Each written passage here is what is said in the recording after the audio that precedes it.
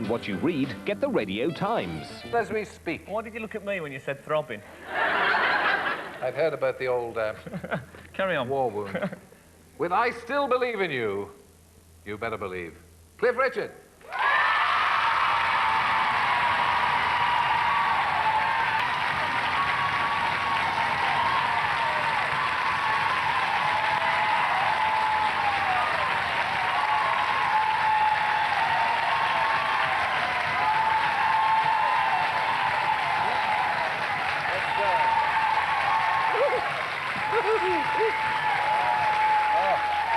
Now, that's your contender and a hot contender to be #1 at Christmas.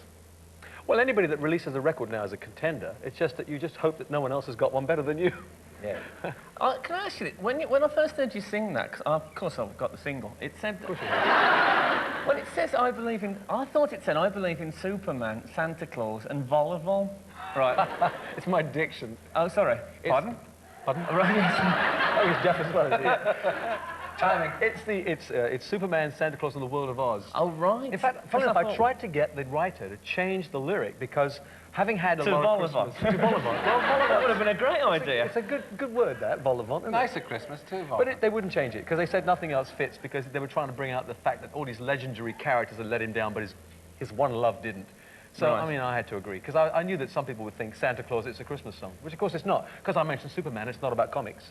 Yeah, and it's not about bloody volleyball either. No, Hey, the logic of this whole argument has escaped me. Well, yes. Are you... escaped me. I never got it in the first place. Are you in any way neurotic about chart success?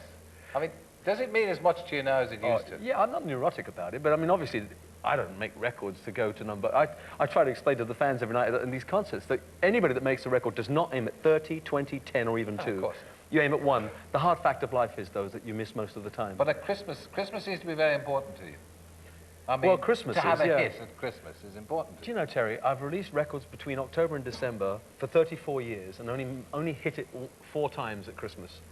4 Christmas singles. But I've always released records at this time, so does everyone, because you sell more records now than at any other time of the year. Mm. You know, they say that the singles market is gone, that you can have a #1 with about 12 copies sold. Well, not quite as low as that, but it has gone, yeah. How because did the floral dance do?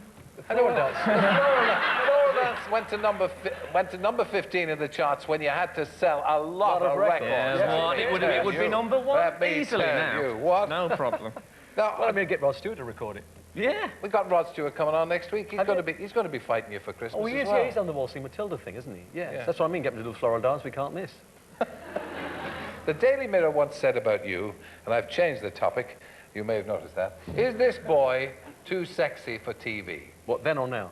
I was going to ask, were you? Or are you? No, I've never been too sexy for television. I've always been perfectly right for it.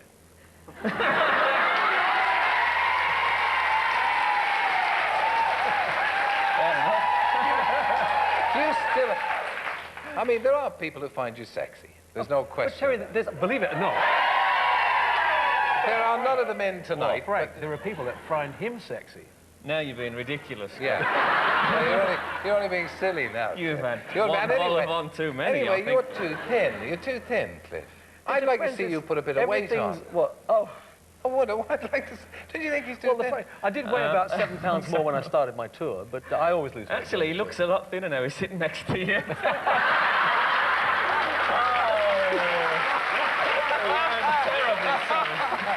Well, he looks quite chunky over there, but no. Well, don't worry if you're not invited back on it. No, it won't be anything No personal. 2 shots on Cliff and Terry tonight, I don't. But it's... That was one for the cameraman, by the way. How do you feel? They got it too. How do you feel about people still screaming, still applauding you? Because you've had it for so long. Yeah, but how can you ever run out of liking that sort of thing? It's like saying to me, do you really dislike having #1s now, or do you find it easy, you know, to cope with having a #1? It's never the same. Every time I go out on stage and there's all those people there, you think, well, they've all come out on cold November nights just to see you. Not just me, but any artist that goes out. And there's no way I'm ever going to get used to it. But as you get more mature, do you not feel... I'm 52, Terry. I can't get any more mature. You're going to stop now, are you? Yeah, this is it. You couldn't be. Oh, shut up, Skinner. That's such crawling. I talk about crawling. I know. How long have you been in the business? Oh, is it 5 years? Yeah, you certainly learned how to crawl. And I'm 49. That's all right. You worried? You looked at me then and said, hey, is he? I don't know, he might be. There was a look of horrible fear in your eyes. Maybe it's an unfair question, and don't answer it if you think it is. But if you look at current pop idols, for instance, if you look at Madonna, and you look at the Madonna book, do you think that's a... How do you look at that? She always disappoints me, you know, because you're talking about someone who actually is... I've seen videos of her stage show. She does a great production, always... I mean, you get value for money. She's made some good records. Well, unfortunately, too good sometimes, but really good records. So when someone does something like that, I get disappointed, because I'm still of the old school. I think that people like us are really privileged, and therefore, we should therefore be responsible, at least, as adults. And you're talking about maturity. It doesn't seem a very mature thing to do a book like that, where if you accidentally flash through on satellite, you find some dumb old thing, and you've got soft porn going on. To me, it's not really much more up than soft porn, and it just disappoints me when talented people feel they have to do that. But it's not for me to say, if she wants to do that, fine, but I'm people would impressed. say, and people have said, that you have been perhaps too tame, that you haven't been a rock and roll rebel. You haven't. No, I haven't. I just sing it because I like it. It's like I used to read analysis about why people like myself did things. Oh, because they came from bad homes or they came from poor areas. And the Shadows and I just liked it. We just thought it was great music and wanted to do it. I still think it's just great art form. I love the music and I'll do it. If it felt necessary for me to do something outrageous, I wouldn't mind doing it. But I can't see any point in faking it. I think most of the time these people fake it. You know, Madonna is known to be the queen of hype. And that means that she knows about PR, you know. She really does know how to do it. Oh, yeah. There's no doubt about it. She's very successful at shocking people. But in a point of fact, I think it's a cop-out.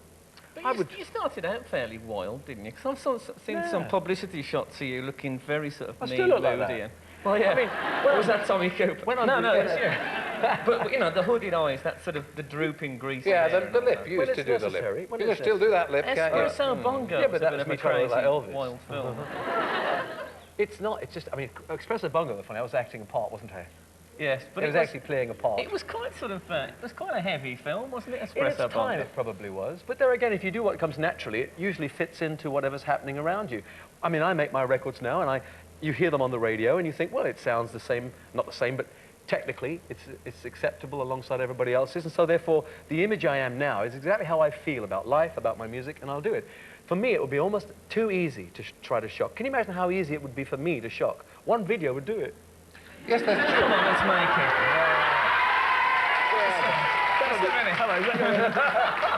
Yeah, my agent is all for it. But the three of us, you want.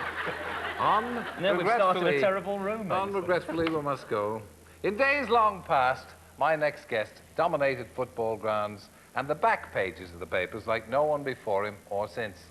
And then, for reasons best known only to him and Fleet Street, he found himself making the front pages.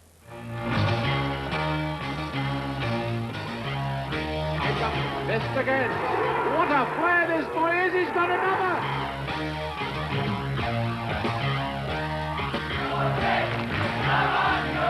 When I saw you, you looked like a diamond as you played in the dust of the ground. Just a boy from the country of Ireland, and I knew I could make you shine. Could you move like a downtown dancer with your hair hung down like a mane, and your feet played tricks like a juggler as you weave to the sound of your name? Georgie, Georgie, they call you the Belfast Boy. Georgie, Georgie, they call you the Belfast Joy. They say, Georgie, Georgie, keep your feet on the ground. Georgie, Georgie, when you listen to the sound. Georgie. The footballer George Best has been arrested and charged with stealing a fur coat from the London flat of the reigning Miss World, 19-year-old Marjorie Wallace. The former soccer star George Best is out on bail after being sentenced to 12 weeks in prison. Play the game. Well, flawed or not, genius is genius. And this man has it in abundance. George Best.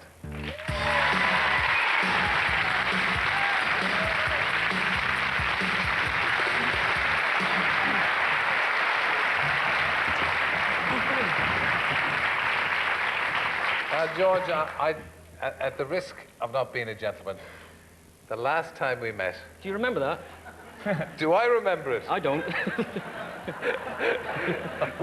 I got an awful lot of stick from people who said that we'd set you up and that we got you drunk and all the rest of it. It simply, I knew it wasn't true. I left you in what we call hostility about 3 months before I started the live show. Now, you were articulate, perfectly normal then. What did you do in those 3 minutes between that and actually coming on the stage? I mean, I have a theory that it was the lights hit you and the adrenaline rush or whatever it was. Terry, you'd be amazed what an Irishman can drink in 3 minutes. So. It was a long walk. Well, it didn't do either of us, I have to say, any harm. I mean, it appeared to me at some stage, although we were supposed to have only 7 million viewers, that everybody in the country saw it. And you sold a lot of books on the back of it.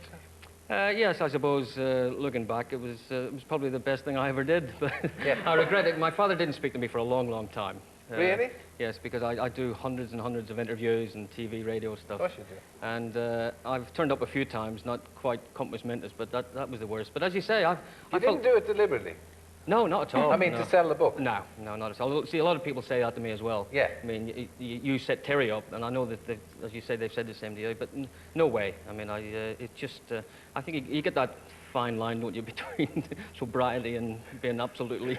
Footless. Yeah. Actually, funny enough, after the show, when we did the show, I got a phone call the following day from Oliver Reed and Alex Higgins. Yeah. He's trying out all this material. They both said to me, you looked all right to me.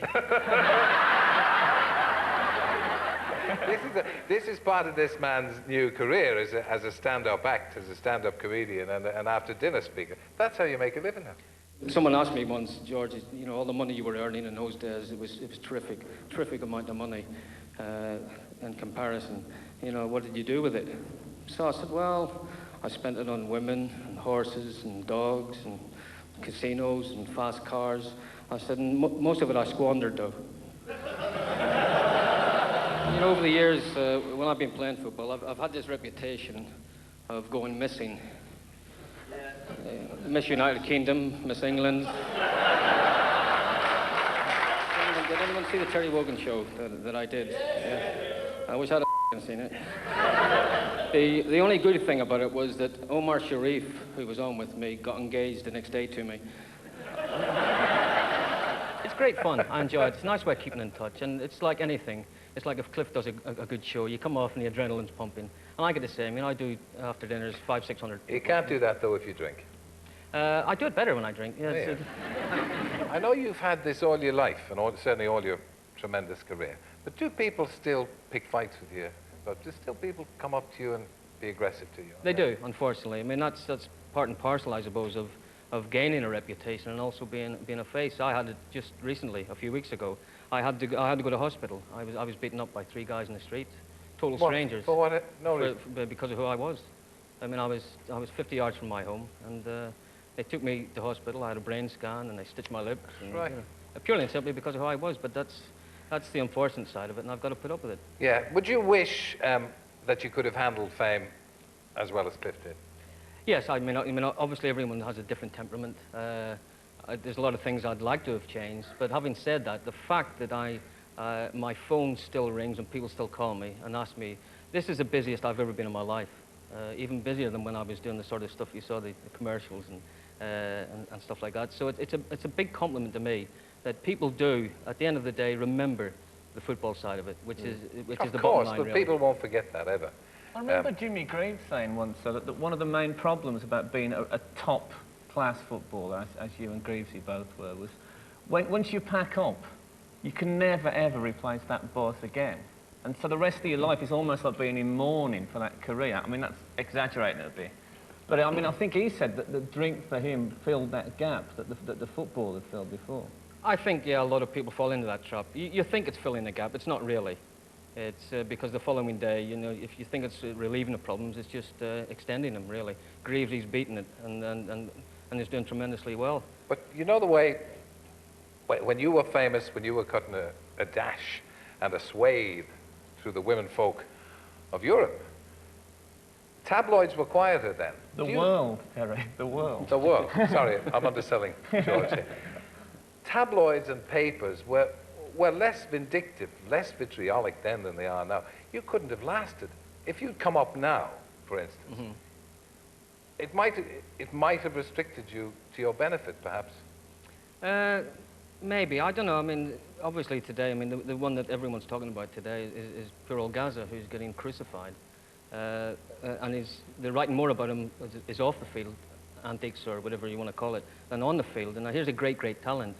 And you sometimes have to worry about, you know, how it will affect him. Because sport is different. There again, going back to Cliff. Cliff can go on for another 20 years, and I hope he does, another 30 years. But athletes cannot do that. I mean, I'd like to, but the body goes, unfortunately. As Frank says, it may lead to a frustration. Yeah, you have to try and find something that will give you that buzz. And it's very, very difficult. And a lot of people turn to booze or drugs, which is, I mean, drugs I've never, ever got into. But and they do look for a little bit of help from it's them. It's a nostalgia thing as well, isn't it? Because people think of George Best with the 60s and early 70s. Most of the people you meet, certainly the strangers, I know when I met you tonight, the first thing I did was start talking about football in the 60s and 70s. Yeah. So you're sort of defined by that. I mean, if you brought out a book called The 60s, on the cover you'd have the Beatles, Twiggy, and George Best in his E-Type Jaguar, probably. So that's an even added problem for you, I think, is people see you as part of what was probably regarded as a British classic time, you know. Well, the 60s really were something special. I mean, it was fantastic, you know. Styles were changing, music was changing, sport, and football in particular, and especially in the north of England, you know, with Liverpool and Everton, Manchester City, and ourselves, it was massive. And our sort of home games at United, it was like a who's who of pop music and show business. And, you know, you had people like Tom Courtenay and Albert Finney, and Lulu and people like that coming to games. It was exciting time. Exciting time. Really I was too young to enjoy the 60s. Did your paths ever cross in the 60s? I mean, being two extraordinarily famous people. No, we never did. I mean, the 60s was a strange time for me because it was like a battleground. All these things were happening, but what happened to people like myself in the shadows, because we'd started 5 years before, say, the Beatles got going, it was almost as though nothing else mattered and nothing else had ever happened in the world. Pre-Beatles. Did you think that you were finished? Often crossed my mind that this is not going to last for us because we just, you know, we weren't even written about. The only thing that, looking back on it now, we still went on tour and we still did our sellout tours, but no one knew about that because no one wrote about it. They were still writing about the Beatles and Georgie and everybody else. I remember so it was a difficult, funny time, the 60s. You see, I don't remember the 60s with any warmth at all. And in fact, when you think about it, some of the worst things that happened, like, you know, you're talking about your career and how it changed and how you got into booze and stuff. Some of the worst things actually happened to people during the 60s because there was such liberation. And no one knew how to deal with that new power, you know, that liberation gives you. And I think a lot of the harm came from that. It was an exciting time, no doubt about it. Swinging 60s, swinging London and all that bit. But I mean, it passed me by because I was too busy trying to survive. Given that you're obviously... And the quiff became the fringe, Cliff. That was the big moment. I remember that because I saw you on telly and you had a Beatle cut and I thought, oh my God, Cliff Richard is, you know, he's in the 60s. And you were saying, oh, well, it's an accident. I went swimming and when I come out it was down there. And I thought I'd leave it. And I thought, no, Cliff. It's true. I was in Israel. I came out swimming and when I looked at my hair, I thought, oh, that looks quite good. So I kept it because obviously, you know, I'm no fool. I don't want to dress the way no one else dresses. I don't want to have a look that's no one else. Other than well, you looked at my hair then. When you got rid of it, I actually found it, and here it is, just as it was in the young one. I had it all back again. Tell me, Cliff, how did George found recourse to drink, and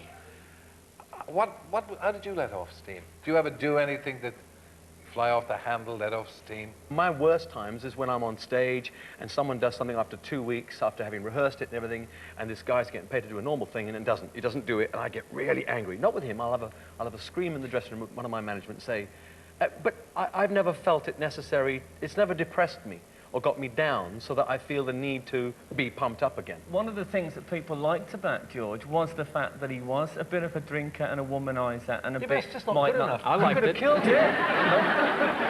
Yeah, but I think I agree with Frank, I think the thing about George is danger.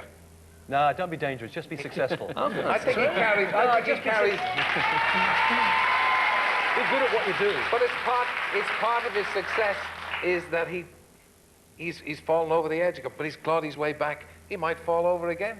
I'm not suggesting he should go back to the booze or anything like that, but I'm saying it's an intrinsic part of him. But you isn't hear it? football fans. You hear football fans saying now, I don't know, these modern players, they don't get drunk, that you know, that they don't steal Miss World's fur coat anymore. It's not like the good old days. It's true. People, in a way, it's easier to be George Best, I think, in 1992 than it is to be Cliff Richard, because people think Cliff Richard, you know, this bloke is so perfect and clean and nice. But I know I'm not, and I don't really care. There's no way I'm going to endanger my life just for the sake of an image. It just is not part. I can't see. Have the point. a drink, Cliff. Come on. All right, let's go on and meet my next guest. For the past 2 decades, this woman's holy world has been her cloister. She lives in a caravan in the grounds of a Carmelite monastery in Norfolk. And now she has a new career commenting on the earthly and spiritual delights of art in BBC Two's series Sister Wendy's Odyssey.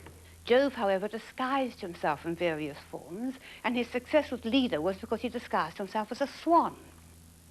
Leda's swan loves her, and she's so happy and relaxed in the embrace. Look how the beak is stretched up lovingly to kind of give a kind of little love bite to the ear. And yet a sadness too, you see. That Mona Lisa smile, that downward look. If your lover is a swan, you can't have very much communication. She's become a cult figure in no time at all. I'm delighted to welcome her. Delighted to have her here. Sister Wendy Beckett.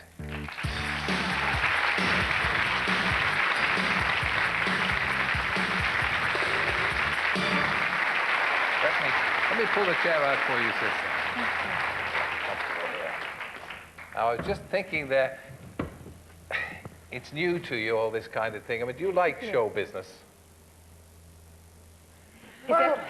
Is that rude?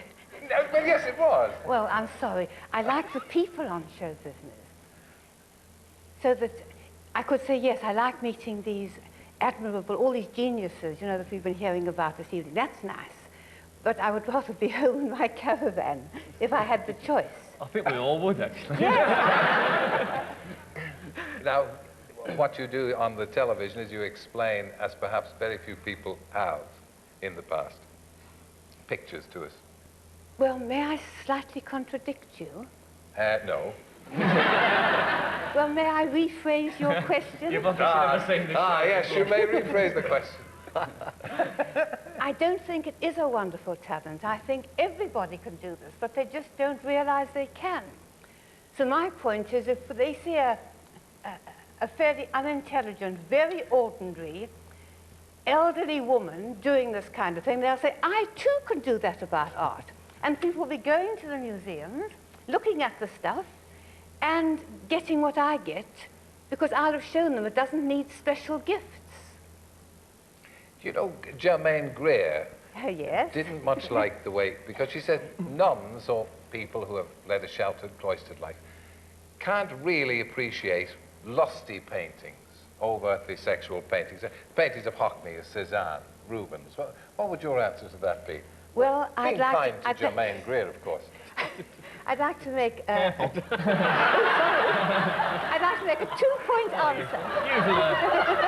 God, you've caught on pretty fast. And I hope Germaine Greer is watching. She is. Perhaps she's over there.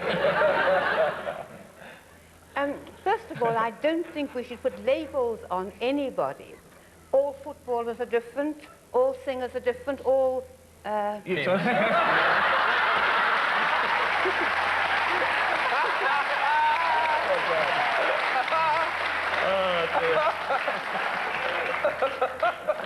Tell me, what do you do? I'll tell you what, you've got a tongue like an adder. No, I am a nun, but all nuns are different. They're a cross-section through humanity. They're the girl on the bus, so you can't make statements about a nun is this or that. She may be a rather humorless woman like myself, or she may be a witty, charming, sparkling girl.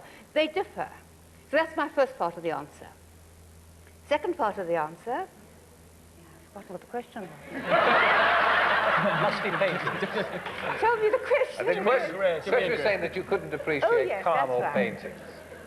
Well, here I have a very simple and absolutely convincing answer, and that is to say, challengingly, Terry, Yes, I'm listening. Who made the body? And the answer, of course, that I'll tell you in case you don't know, is God. Well, that is a shock. Just a minute. Clearly, Do you enjoy music? Have you ever heard Cliff? no, I haven't till tonight. It was a great treat. Shock. And had you... Do you want to buy a T-shirt? Couldn't George kick a football There are around? T-shirts for sale. No, I was going to ask if you're interested in sport. Have you ever seen sport on onto a sporting occasion? No, I'd never seen any sport until the BBC took me out to do the filming. And I was so fortunate because it was during the Olympics. So when I was having my coffee every morning, I'd switch on the Olympics and get this enormous Morris example of all these people straining every nerve to do what they thought mattered. You know, it uplifted me. I was thrilled. I enjoyed it as well in the mornings when I was having my brandy, coffee. Now, I know... Has this exposure to the world, has it led you to any passions, any obsessions or temptations? You're not referring to what that dear throw of stunners into the work my producer has said about Diet Coke and ice cream, are you? I might be. It's a Now, you've fallacy. fallen by the wayside. Yeah, this is how George come on, it's coming out now, Sister Wendy. This is how it begins. Ice cream. Buy a Coke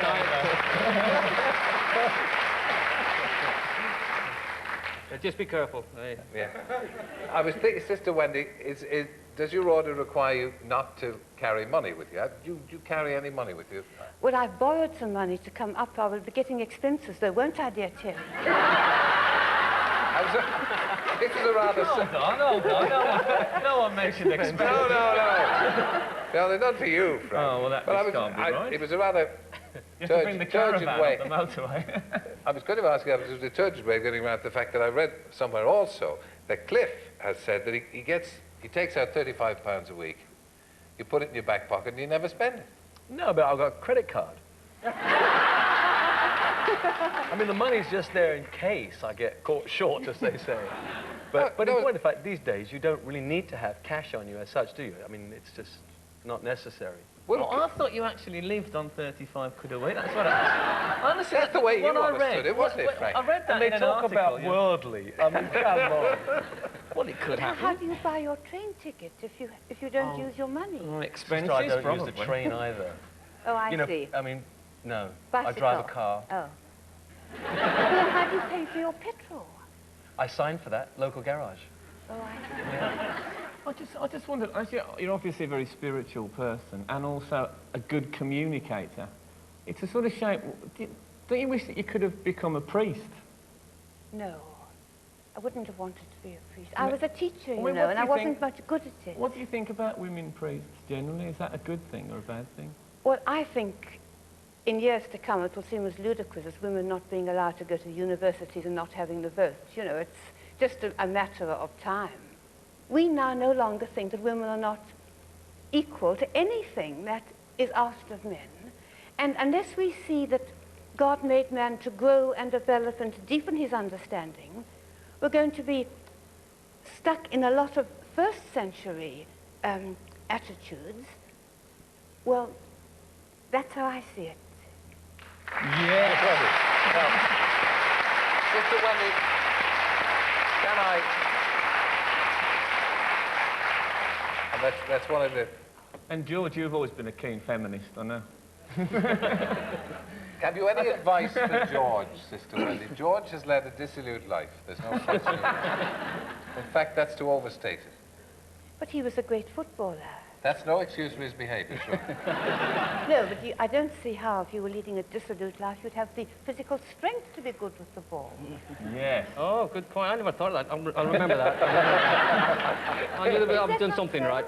Would your advice to George to be, since you don't know how he's behaved badly, he appears to be straightening out, and we were saying, oh, well, he should still, but a bit of danger in his life, and the charm of him is his danger. Would you like to see him change? Do you think people should change their ways? Or stay as sweet or as terrible as they are. I don't think we should ever say ought to other people. Well, We say ought to ourselves. He knows what he's to do. Nobody else's business, surely, dear Terry. no, absolutely. Thank you, Sister Wendy. You get the feelings. Well, it's been a wonderful treat to have you, all four of you here, and thank you for talking so freely, frankly, and widely. Terrific. It's been a pleasure. That's it, though. Safe to get the old posh cutlery out again. My thanks to Frank, Cliff, George, Sister Wendy, Beckett. And we're all off to 11 Downing Street for a bring a receipt party. Good night. Thank you for joining us. Good night.